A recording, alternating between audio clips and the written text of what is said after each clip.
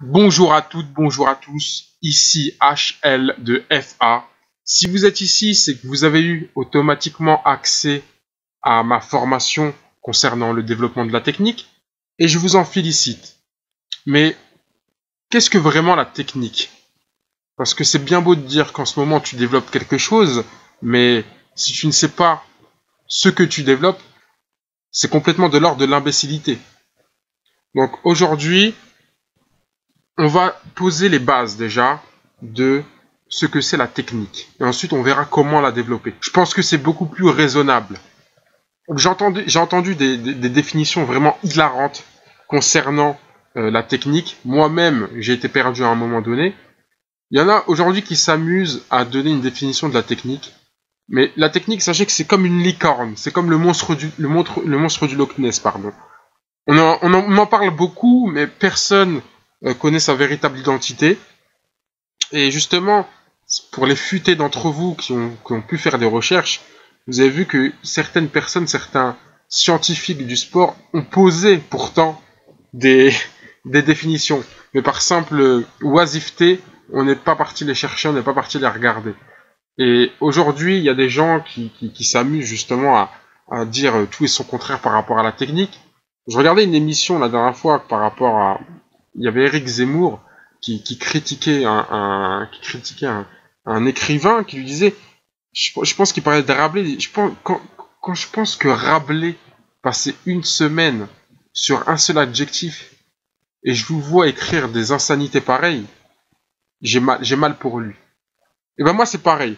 J'ai mal pour ces scientifiques qui passent des années à élaborer des thèses par rapport à différentes choses dans le sport et qu'on vienne réduire à néant leur travail comme ça d'un revers de la main en posant des définitions qui n'ont rien à voir, ça me fait mal pareil. Donc on va revenir à l'origine de la technique au football parce qu'elle est très bien définie. Donc la technique c'est une association de 4 choses.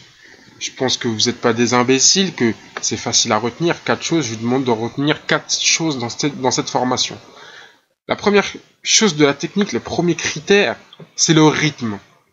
Le rythme est le processus d'action répétitif d'un mouvement avec un tempo donné. Qu'est-ce que ça veut dire? Ça veut dire que c'est la capacité à maîtriser un geste avec n'importe quel rythme. C'est-à-dire que si je vous dis de faire un râteau qui se passe en 2 mouvements, en mode 1-2, vous êtes capable de le faire. Si vous êtes capable de le faire en 1 et 2, vous êtes aussi capable de le faire. Pour maîtriser un mouvement techniquement, je prends l'exemple du râteau, parce que c'est un mouvement que j'aime bien et qui permet de s'orienter dans le jeu, c'est un élément indispensable du football. Il faut maîtriser ces 4 choses. Et la première chose à maîtriser pour un élément technique, pour dire, prétendre savoir maîtriser un mouvement, il faut prouver que vous maîtrisez ces 4 choses. Et la première chose à prouver, c'est que vous maîtrisiez le rythme. C'est-à-dire que si je vous entraîne par rapport à un geste technique, si je suis capable de vous dire, ceci tu me le fais en 1-2, tu es capable de le faire en 1-2. Si tu es capable de le faire en 1 et 2, tu es capable de le faire en 1 et 2. Si je te dis accélère le mouvement, tu es capable de l'accélérer. Si je te dis est-ce que tu es capable de le ralentir et de le faire au ralenti, tu es capable de le faire au ralenti. C'est vraiment le fait de savoir rythmer son mouvement avec n'importe quel rythme possible. Bon, trêve de... Bon, on va vite passer à la deuxième chose. Je pense que vous l'avez compris. La deuxième chose, c'est l'orientation. L'orientation est ce processus d'analyse continuelle pour adapter son comportement dans un espace défini. Et oui, même si ça vous fait du mal, sachez que vous n'êtes pas tout seul sur la Terre et qu'au football, vous allez devoir faire face à des adversaires. Qui dit adversaire dit changer automatiquement d'orientation en fonction de qui vient vers l'arrière, qui vient vers l'avant, qui vient vous tacler sur le côté. Et pour ça, il faut faire preuve de technique. C'est le deuxième élément de la technique. Après le rythme, il faut savoir s'orienter comme bon vous semble. Je prends toujours l'exemple du râteau, mon préféré. Si je vous dis, tu me fais un râteau vers la gauche, tu le fais vers la gauche. Si je dis, encore vers la gauche, tu le fais encore vers la gauche. Si je dis, cette fois-ci tu changes, tu le fais vers la gauche, vers la droite, pardon, tu es capable de changer d'orientation à tout moment. Si tu maîtrises le rythme et l'orientation, déjà, c'est déjà pas mal. Mais c'est sans compter le troisième critère. Le troisième critère est l'équilibre. L'équilibre est, toujours pour parler de processus, c'est le processus de tenir une position du corps en annulant les forces opposées. Quitte à me répéter, vous n'êtes pas tout seul sur Terre et vous avez 24 ans, 25 ans, 26 ans, ça dépend de votre âge. Moi, en ce qui me concerne, j'ai 24 ans d'expérience dans la gravité. C'est-à-dire que depuis que je suis né, tous les jours, j'ai expérimenté ma gravité. Quelqu'un me pousse, je vais mettre une force à l'opposé. Je tombe, j'expérimente la gravité. Quand j'étais petit, je voulais apprendre à marcher, j'étais à quatre pattes, je retombais sur mes fesses, j'ai testé la gravité, les forces centrifuges qui s'opposaient à moi. Et pour une technique parfaite, c'est exactement pareil. Il faut savoir faire face aux forces qui vous opposent. Par exemple, vous faites un râteau, quelqu'un vous met un coup d'épaule. Il faut savoir exécuter le râteau malgré le coup d'épaule, c'est-à-dire la force qui vous a projeté vers la gauche ou la droite. Pour ça, il va falloir faire preuve d'équilibre, qui est ce troisième critère. Donc la grande question, comment travailler l'équilibre dans un geste technique? Tout simplement en imitant des forces opposées. C'est-à-dire que moi, si j'étais à côté de toi à l'heure actuelle, je te pousserais en te disant, malgré le fait que je te pousse, effectue quand même ce râteau. Malgré le fait que ton adversaire te mette un coup d'épaule, je veux que tu y mettes une force opposée à la force que tu subis pour pouvoir quand même, tant bien même, effectuer le râteau.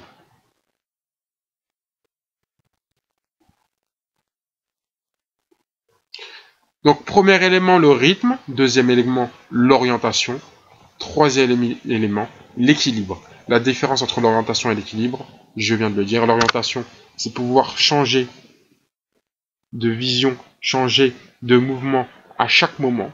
L'équilibre est pouvoir faire face aux forces qui vous opposent. Le quatrième est la réaction ou la réactivité. La réaction est le processus de réagir le plus vite possible à un moment défini. Et je pense que c'est l'élément le principal. Parce que vous avez le rythme, vous avez l'équilibre, vous avez l'orientation, oui. Mais alors, il faut aussi la réaction. Je le répète, c'est le processus de réagir le plus vite possible à un moment défini. Il y a un adversaire qui vient vite face à vous. Il faut que votre cerveau transmette au plus vite l'information à vos muscles pour pouvoir effectuer le râteau. Donc comment ça se traduit en termes d'entraînement? Par exemple, je vous dis au top, tu effectues un râteau. Si je te dis stop, si je te dis banane, si je te dis clémentine, tu ne fais pas de râteau. Si je te dis top, tu fais le râteau. C'est-à-dire que tu vas être constamment sur le qui-vive pour entendre le top et effectuer le râteau le plus vite possible. Je suis face à toi, je te dis top, et au top, tu effectues le râteau. C'est la réaction. Donc, récapitulatif. Si je veux que tu exécutes un râteau avec les 4 critères qui valident le fait que tu saches faire un mouvement technique, je te ferai travailler le rythme tout d'abord, avec le fameux 1-2. C'est de la musique, hein, c'est de la samba, c'est du merengue, c'est de la rumba, c'est comme vous voulez. Ensuite, je vous ferai travailler l'orientation. C'est-à-dire que, en fonction de mon humeur, en fonction de ce que je veux, tu vas aller soit à la droite, soit à la gauche.